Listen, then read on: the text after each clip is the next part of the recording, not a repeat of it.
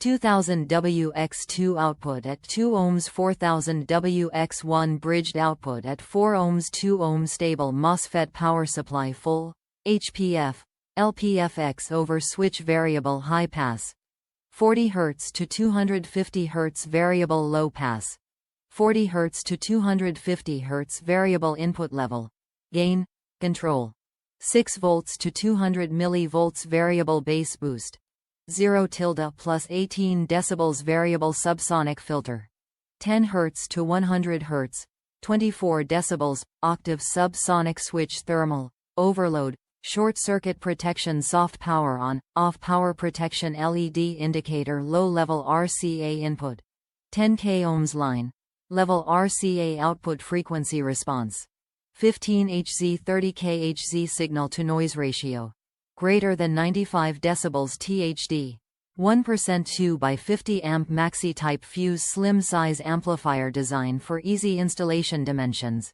10. 63 WX1. 71 HX17L. Top reviews from the United States. This is a tad long-winded, and a little haphazardly put together. Sorry if it doesn't help you, but I am tired. Also, if I happen to have any failures or hitches in its operation, I will note that further on this review. Okay, I was not expecting much at all with this. The only reason that it gets such a good review now is because of how good it sounds for the straight-up low cache. I know this is nowhere near the amount of power output that it says it is, mostly because I am using a Kenwood Dual 10 loaded pre-built subsystem. Together the subs won't draw more than 200 RMS max. I accidentally cranked this up wondering about the bass.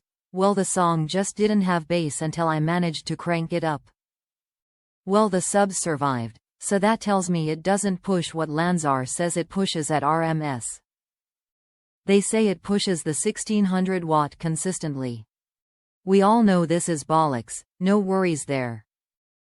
I am even proud of Amazon, or whoever set up this page on Amazon, for their correct use of max wattage in the item description.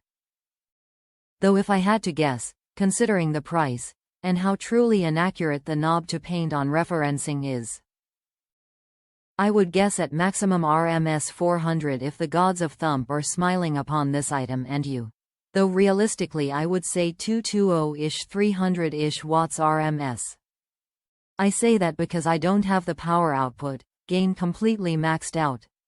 Now, in spite of the horridly inaccurate dials and their paint are. Seeing as my burned out Kenwood amp is easy to tell where setting it to.